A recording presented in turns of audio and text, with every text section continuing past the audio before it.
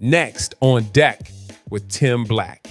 Clap like white Americans to stand up. This is your calling card, honey. Where's your banner? Because they coming for you. They said y'all white and lazy. That's crazy. Well, that's what crazy. I and find if is I said interesting. It, y'all would be coming for me. Well, I would never say that because that's insane. That's the point. What you have happening here is the very thing that white folks have said about black people for generations. Vivek is now saying about white people, and they don't like it for some reason. A lot of the same arguments are used against all of us.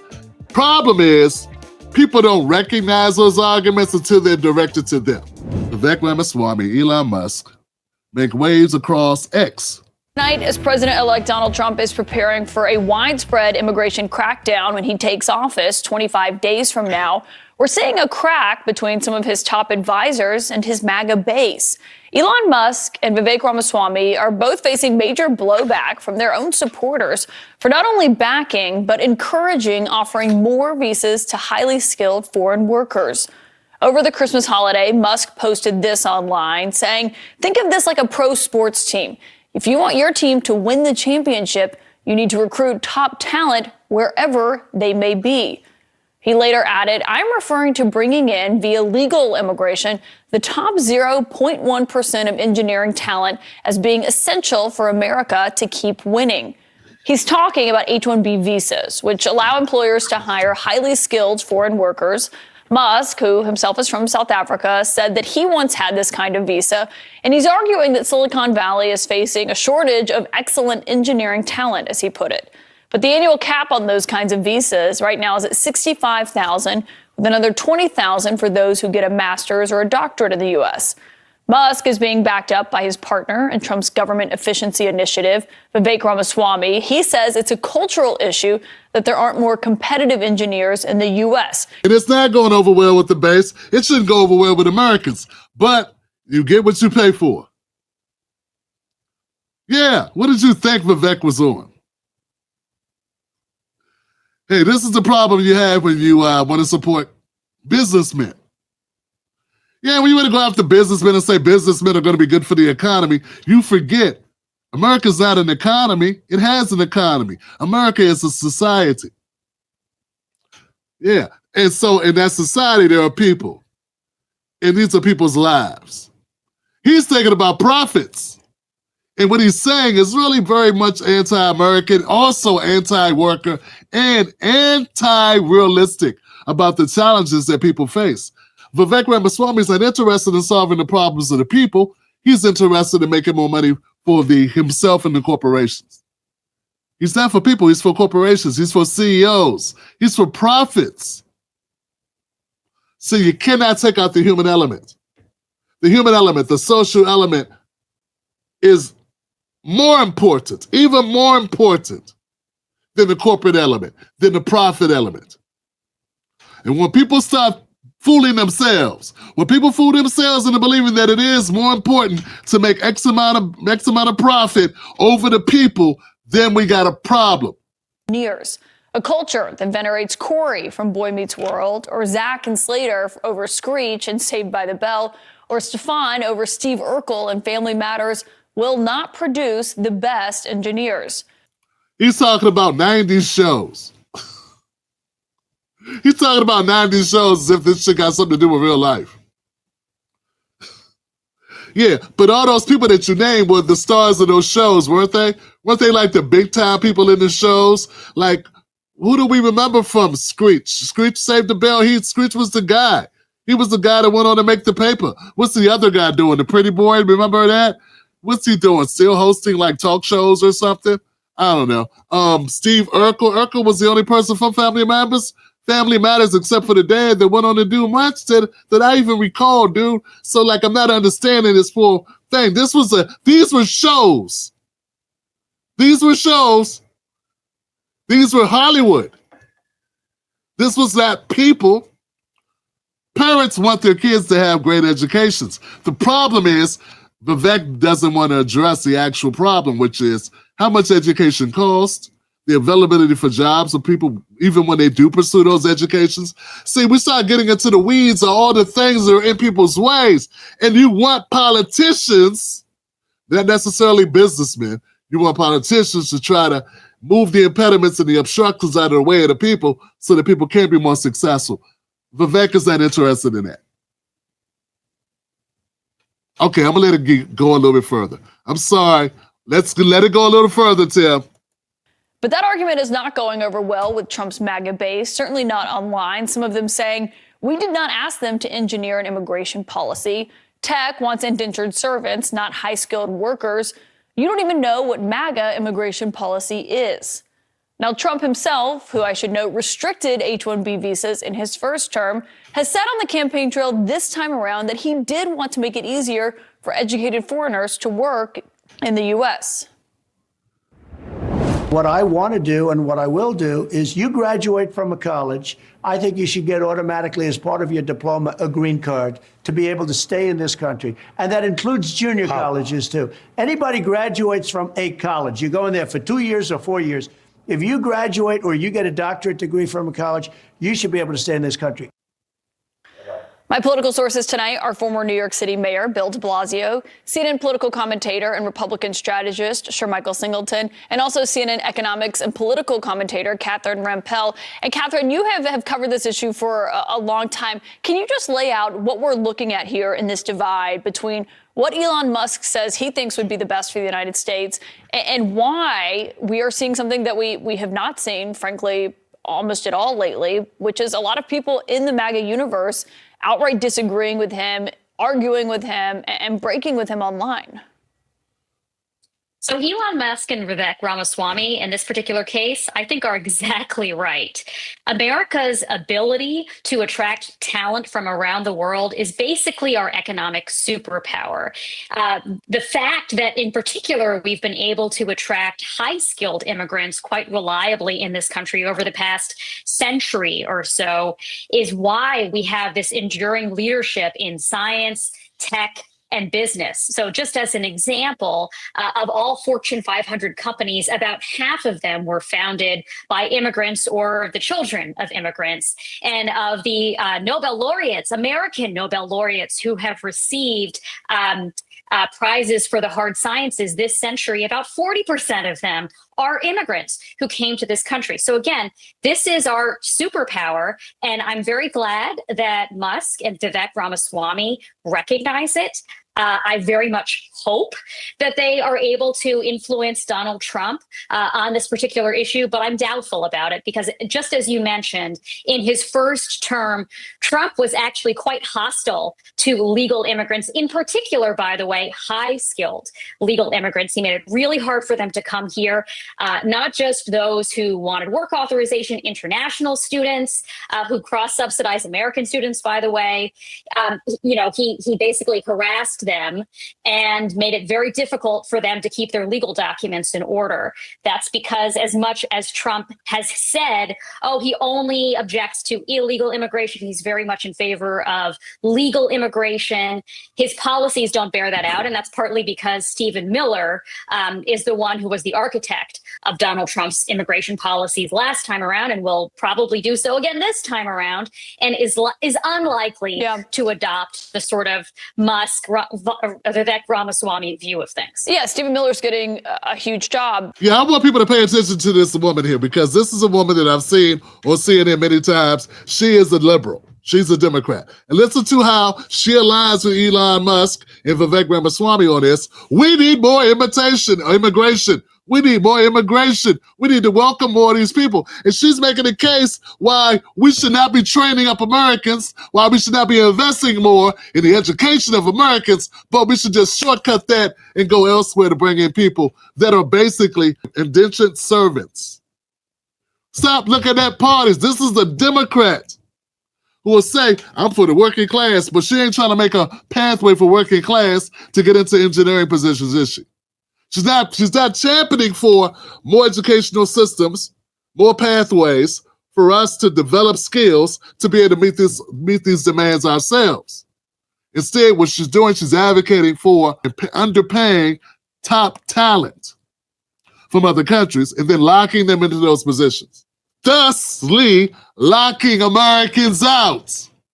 In the West Wing, he's been around Trump for the 4 years he was out of office. Yeah. And sure, Michael, as the Republican here, I wonder what your view on this is, because this is happening within the Republican Party. I mean, these are two top advisors to Trump, the MAGA world, who are kind of framing this as the true believers, who say, we asked for stricter immigration policies. That didn't mean coming with a carve out for high skilled workers that they say are taking American jobs here.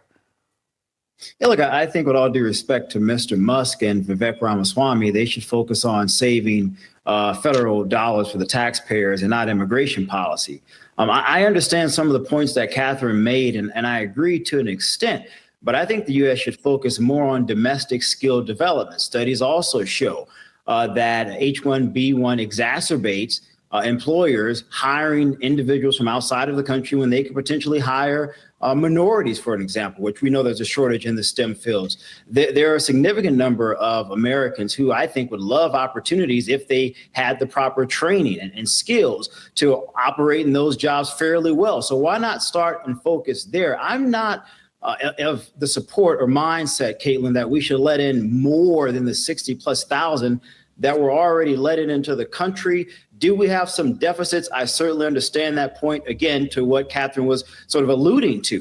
But I think by focusing on increasing domestic skill development, you can decrease the furtherance of those deficits by virtue of saying, you know what, we're going to spend more of our time, more of our dollars educating our own citizens to compete for these jobs versus saying, let's increase to 100,000 or maybe even more for employers to bring in individuals from India, which is a predominant country where many of them come from. I don't agree with that at all. And I think folks in the MAGA world have every right to be angry with Vivek and Elon Musk. Yeah, I think it's right too. I'd like to give it up for Sir Michael Singleton for bringing up this point. Look, guys, like once they said 65,000 workers are allowed in. That's a lot of people. 25,000 for people with masters and doctorates. That's 85. That's 85,000. 90,000. I'm sorry, 90,000. That's not enough. That's not enough people coming in. I don't understand. Okay, so we got a deficit in the amount of Americans that are able to fulfill these job opportunities. What is that supposed to mean? It's supposed to mean that we need to go back and we need to take a look at our systems. Why are we not producing the amount of people that are necessary to fulfill these jobs? And it also brings up a point that's very much been repeated in the history here in America, which is, we'll start saying things are cultural issues as opposed to issues of the system trying to benefit itself and those corporations working the system to its advantage. The system is set up the way that it is, and it renders the effects that it renders. That's what produces the results that you have. You need to change those systems, but instead they want to blame the people and say it's cultural. It's cultural. Sounds a lot like Bill O'Reilly. Sounds a lot like Larry Elder talking about a certain group of people as known as Black Americans for everything that's ever, whatever ails Black people is always deemed or put into a cultural perspective. Clap like white Americans to stand up. This is your calling card, honey. Where's your banner? Because they coming for you. They said y'all white and lazy. That's crazy. Well, that's what crazy. I find is interesting. Y'all would be coming for me. Well, I would never say that because that's insane. That's the point. What you have happening here is the very thing that white folks have said about Black people. I'm sorry. I just want to know, Vivek was born in the U.S. For generations. Vivek is now saying about white people, and they don't like it for some reason. A lot of the same arguments are used against all of us. And the problem is, people don't recognize those arguments until they're directed to them. So when the system or when the elites turn their guns on the Blacks, people go see the Blacks. There's always something wrong with them. They don't get it. They need to work harder. That's their problem. When they turn their guns on, in this case, white Americans, because that's really what they're talking about. They're not talking about diversity. They're not talking about Black Americans, minorities. I hate that term, minority. When the thriving class turns their guns on the working class, they're doing the same thing. They're going, oh, the working class just needs to work harder. And unfortunately, some of the people in the working class also have members of their group that are in the thriving class. So they want to adopt this mindset because they hope that at some point they're in the thriving class too. Here's the deal. No, majority of you will not make it to the thriving class unless we change the system. The culture's broke, but they offer no remedies to fix it, no ways to repair it, and don't even talk about how it got broke. They just say it's broke, so we got to do this. It's broke, so, we got to lock everybody up. Or it's broke, so therefore we have to, take the man out the home, or therefore we need to send more people to war, or therefore, in this case, go to India, recruit more people from India and from China. The president-elect won the popular vote in large part because he was able to put together these two very key components of the coalition. How long-standing and potentially harmful do you think this fight could get? Let me just start with Kelly Kapowski, if you're listening. Oh, hi. Number two, look, there's always been a push and pull on this in the Republican Party, and I think there's a way to work this out and solve it. I mean, I think what a lot of people would say is, and Elon Musk was making this point, if you take like the top 1% or the top 0.1% of the most talented engineering people from other countries, that's perfectly fine. H1B visas for that, they're unique. They have unique talent, unique innovative skills, fine.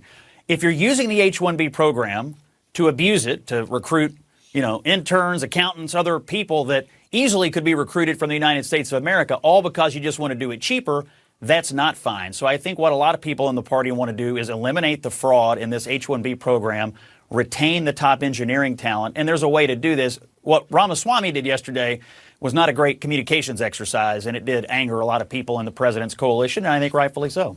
The problem is when you deprioritize fixing the system.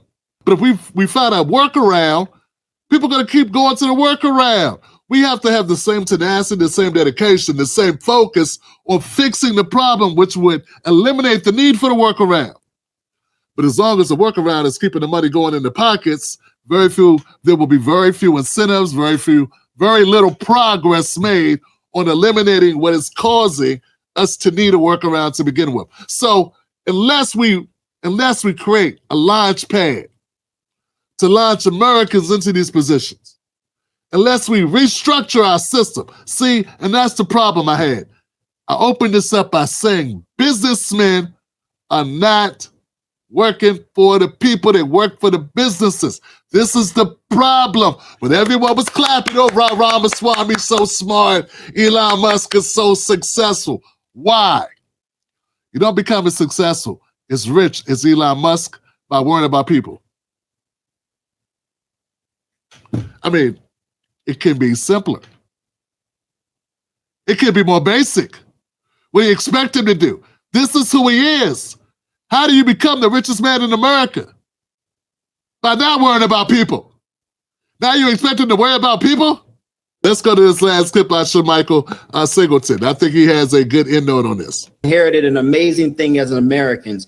And it appears to me that we're not handing off what we've inherited to the next generation. And so again, the question for us, that burden for our leaders is, what can you do to make sure that the future generations can compete against other countries such as China? Bringing in more people is not the answer. It's a Band-Aid to a longer term problem. Well, one thing. It's a Band-Aid to a longer term problem, but you have to have the actual willingness to go forward and fix the problem.